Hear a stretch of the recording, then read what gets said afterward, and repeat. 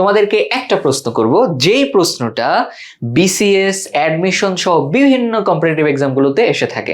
প্রশ্নটা একটু দেখো তো তোমরা অ্যান্সার করতে পারো কিনা। এখানে বলছে at least one of the students dash full marks every time। অনেকগুলো, দেখো কত জায়গায় আসছে। আচ্ছা, এই নিয়ম থেকে শুধু 24 বিসিএস না, হ্যাঁ 24 বিসিএস না, এটা কিন্তু 49তম বিসিএসেও এই নিয়মটা থেকে এসেছিল। দেখো, তাহলে তোমরা অ্যান্সারটা করো। পারবা কেউ? যদি অ্যান্সারটা পারো তাহলে অবশ্যই অ্যান্সার করবে এবং ডিলিট করবা না। যে না পেরে থাকো তাহলে আমি তোমাদেরকে বুঝিয়ে দিচ্ছি। দেখো, এটা যদি না পারো তাহলে আমি তোমাদেরকে বুঝিয়ে দিই। নিয়মটা কি?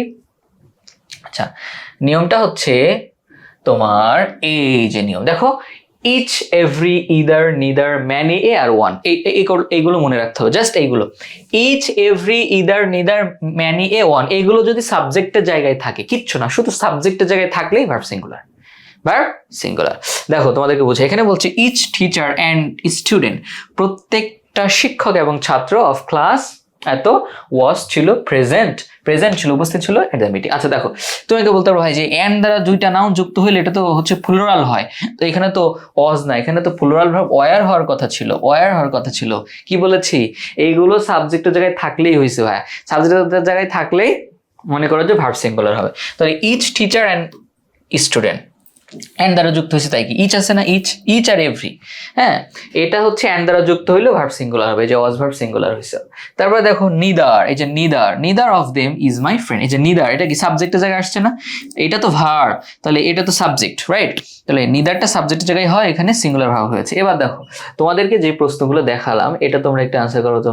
দেখো সহজে বোঝাই দিই, অন অফের এখানে দুইটা নিয়ম আছে। একটা নিয়ম হচ্ছে অন এর, অন অফ না, অন অফের পরে যে নাউনটা আসবে এই নাউনটা হবে সবসময় প্লুরাল। কি হবে? প্লুরাল হবে। দেখো এখানে হয়েছে কি, এখানে হয়েছে ওয়ান অফ দ্য স্টুডেন্টস, এই যে স্টুডেন্টের সাথে একটা এস যুক্ত হয়ে প্লুরাল হয়েছে। তাহলে অনের পরে যে নাউনটা আসবে এই নাউনটা কি হবে ভাইয়া? সবসময় প্লুরাল হবে। হ্যাঁ, ফাও, এটা কিন্তু একেবারে ফাও নিয়ম না, এটা বিসিএস এ আসা কোশ্চেন, বুঝতে পারছো? এই এস যে হয় এটা থেকে অ্যাডমিশনও প্রচুর আসে। আচ্ছা, এখন এই যে অনটা তো আমার সাবজেক্টের জায়গা আছে। দেখো অফ প্রিপজিশনের পরের অংশ কখনোই সাবজেক্ট হয় না, প্রিপজিশনের আগের অংশ সাবজেক্ট হয়। অনটা আমার যেহেতু সাবজেক্ট, তাহলে আমার এখানে কি সিঙ্গুলার ভার্ব বসবে, কারণ one, either, neither, every, each এগুলো সাবজেক্টের জায়গায় বসলে ভার্ব সিঙ্গুলার হয়। আচ্ছা দেখো, তাহলে এখানে আমার হচ্ছে এই যে হ্যাভ একটা সিঙ্গুলার প্লুরাল ভার্ব, তাহলে এটা হবে না। হ্যাজ হচ্ছে সিঙ্গুলার ভার্ব, কিন্তু হ্যাভ তো প্লুরাল। আবার দেখো আর, এটাও প্লুরাল। ইজ হচ্ছে সিঙ্গুলার। আচ্ছা গেট, এটাও হবে না, কারণ গেট হচ্ছে প্লুরাল।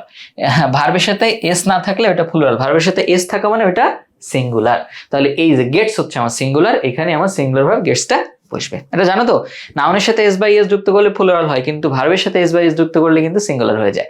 ওকে, আচ্ছা দেখো এবার 2 নম্বরটা দেখো, বলছি each of the girls dash the class regularly. আচ্ছা কি হবে? এই যে অফের পরে এটা কখনো সাবজেক্ট না, ইচ সাবজেক্টে আসছে, তাহলে আমার এখানে সিঙ্গুলার ভার্ব অ্যাটেন্ডস হবে। ঠিক আছে, অ্যাটেন্ড হবে না কারণ এটার সাথে এস বাই এস নাই, প্লুরাল। অ্যাটেন্ডেড, এটা হচ্ছে কি বলতো, অ্যাটেন্ডেড এটা ভার্বের 2 নম্বর ফর্ম। মানে ভার্বের 2 নম্বর ফর্ম কখন বসে? যখন সেন্টেন্সটা পাস্ট টেন্সে হয়। আর তোমাদেরকে আমি পড়িয়েছি যে রেগুলারলি আছে, এখানে তো ডেঞ্জারাস পড়িয়েছি, ডেঞ্জারাসের এই যে আরতে হচ্ছে রেগুলারলি, বুঝতে পারছো কিনা? এই যে ডিতে হচ্ছে কি ডেইলি, হ্যাঁ নর্মালি, জেনারেলি পড়াইছে না? ডেঞ্জারাস দিয়ে প্রত্যেকটা শব্দ দিয়ে হচ্ছে অন্য আরেকটা শব্দকে বোঝায়। যে শব্দগুলো থাকলে তোমার হচ্ছে টেন্সটা থাকে হচ্ছে প্রেজেন্ট ইনডিফিনিট টেন্সে, এবং ভার্বটা সিঙ্গুলার হবে যদি সাবজেক্ট থাকে থার্ড পারসন আর সিঙ্গুলার নাম্বার। যাই হোক, আমার হচ্ছে এখানে ভার্বটা হবে সিঙ্গুলার, রাইট? কারণ এখানে রেগুলারলি আছে আমার প্রেজেন্ট টেন্স হবে। তো অ্যাটেন্ডেড তো হচ্ছে পাস্ট টেন্সের জন্য এটা ভুল, অ্যাটেন্ডিং হবে না। কেন হবে না? কারণ অ্যাটেন্ডিং ভার্বের সাথে আইএনজি যুক্ত করছো, ভার্বের সাথে আইএনজি যুক্ত করতে গেলে অবশ্যই এর আগে একটা auxiliary verb, am, is, are, was, were, হ্যাঁ উইল বি, কিছু একটা লাগবে, এখানে কিচ্ছু নাই, তাহলে এটাও ভুল। তাহলে সঠিক অ্যান্সার হচ্ছে এই যে বি, অ্যাটেন্ডস। ঠিক আছে, ওকে।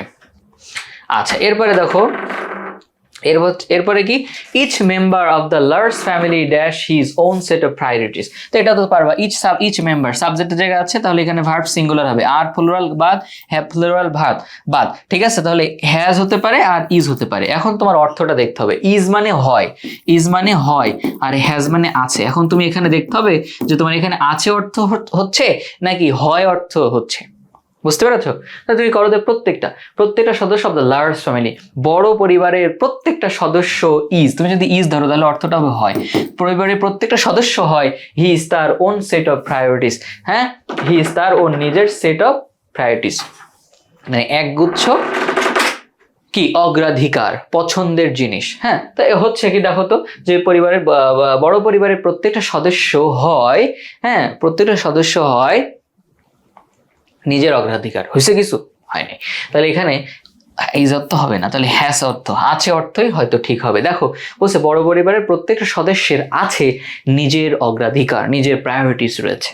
তাহলে আছে অর্থে আমাদের এখানে সিঙ্গুলার ভার্ব হ্যাজ বসবে। তাহলে ক্লিয়ার? ঢাকা ইউনিভার্সিটিতে আসা। ওকে, এই তাহলে আশা করি তোমরা বুঝতে পারছো। দেখো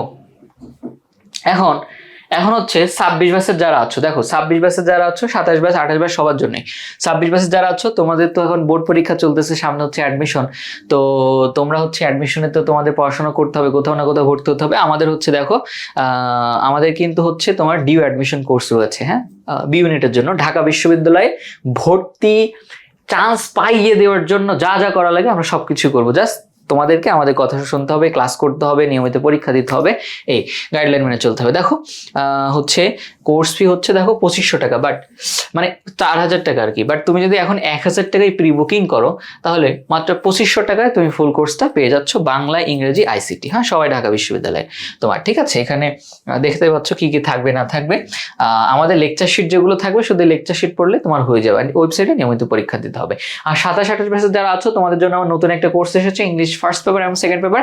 আর এই কোর্সটা সম্পর্কে অনেকবার বলেছি, তোমরা জানো যে এই কোর্সটা হচ্ছে যারা ইংরেজির কিছুই পারে না তাদের জন্য, আবার যারা একাডেমিকের পাশাপাশি অ্যাডমিশনের প্রিপারেশন নিতে চায়, ঢাকা বিশ্ববিদ্যালয়ে চান্স পেতে চায় তাদের জন্য।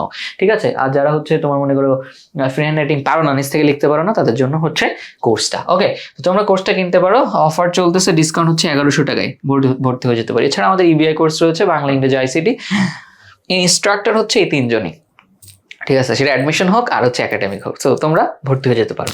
সবাইকে অসংখ্য ধন্যবাদ শেষ পর্যন্ত ক্লাসটা করার জন্য। আল্লাহ হাফেজ, টেক কেয়ার, বাই বাই, আসসালামু আলাইকুম।